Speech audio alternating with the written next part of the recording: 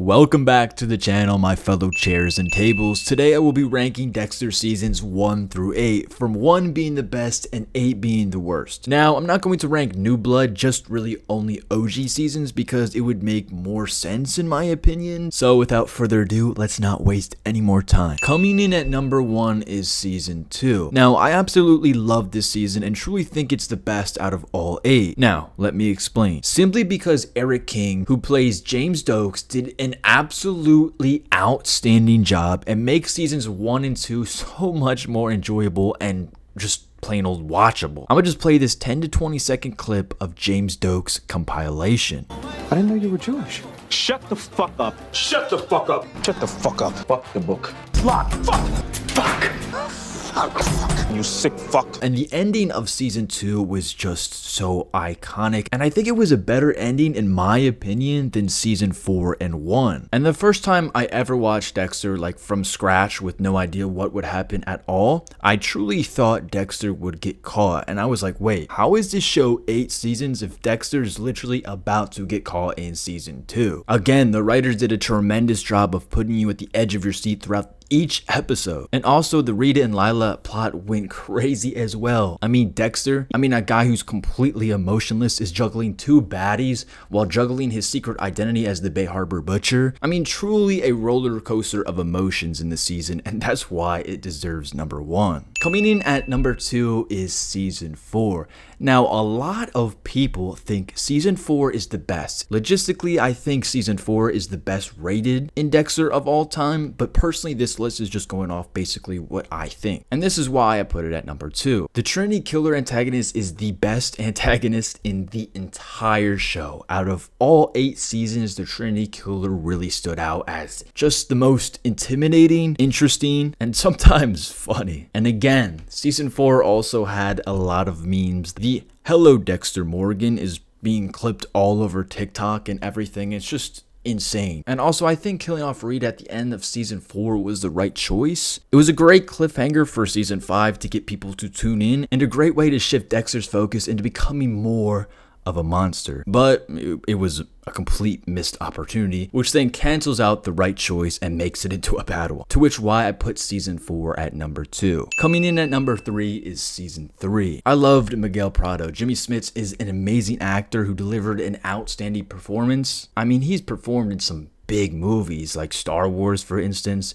and so many more classics. And I really like how we got to see Dexter finally let someone in. Well, not the first person he let in, but I think he was the first person to kill with Dexter. But one of the things I didn't really find too interesting in this season was the Skinner. I thought this antagonist fell short from the other seasons and wasn't really truly intimidating, and I really wasn't invested in it. That might be an unpopular opinion, but that's really why I put it at number 3. Coming in at number 4 is season 1. And you're going to be beginning to see a trend here. Yeah, the first 4 seasons are in my top 4 simply because they're just the best from the rest. Mainly because the head writer, Melissa Rosenberg, left after season 4, which truly showed in seasons 5 to 8. Season 1 is great. Don't get me wrong. And I honestly would have put season 1 in the top 3 because of the Brian Moser antagonist being so iconic. But when I truly compare them to the other 3, it just doesn't compare that much. I just think they could have kept Bonnie alive for at least 1 or 2 more seasons and kept him in as like a multi-season in the shadows antagonist, keeping the audience more interested in who is the ice cream truck killer, how is he in all these seasons, and boom, he's Dexter's brother. Like, that would have been so much better. But coming in at number 5 is season 8.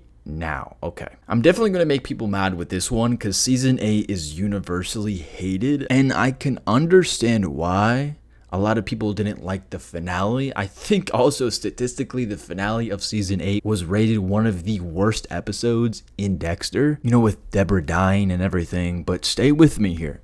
I really genuinely enjoyed learning about Dexter's background. The plot was just so good. It was so intriguing. And how it wasn't actually just Harry himself who made the code, but with Dr. Evelyn Vogel. It kind of reminds me of the TV show Hannibal, where Hannibal would treat his patients as a therapist and influence killers and, ordinary people to essentially kill, which is kind of what Evelyn Vogel did, but instead of influence them to ruthlessly kill like Hannibal did, she just helped them not get caught. And maybe that's just my bias for the love of the TV series Hannibal, but Hey. And coming in at number 6 is season 5. I like this season. Well, kind of. What I really like the most about it is, it kind of felt fresh. I mean, Dexter found someone, Lumen Pierce, who he could share his secret with. And this season also kind of feels forced as well, with bringing in, Dexter's new love life after they just killed off the previous love life Dexter had with Rita. Kind of was like, okay. I thought season 5 was going to be this crazy season, but apparently Dexter's in love with a new girl already. Now, coming in at number 7 is season 7. Hannah McKay. Another Dexter love life, except Hannah understood Dexter more than anyone else. And people say,